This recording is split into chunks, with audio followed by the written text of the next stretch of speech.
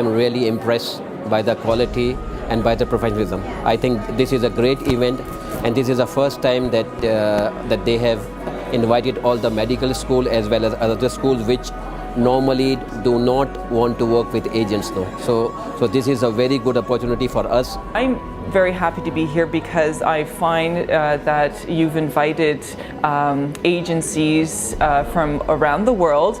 This NET conference in 2018 in Poland is very important for us. I received quite a lot of useful information about medication and pharmacies, and most of the university do a very good presentation. This is a great opportunity for Bangladeshi students to really come and meet the universities directly. And I think I can act as a bridge between them and the thing. So thanks to NET Conference for arranging such a conference. So this kind of meeting is really good, and congratulations for that.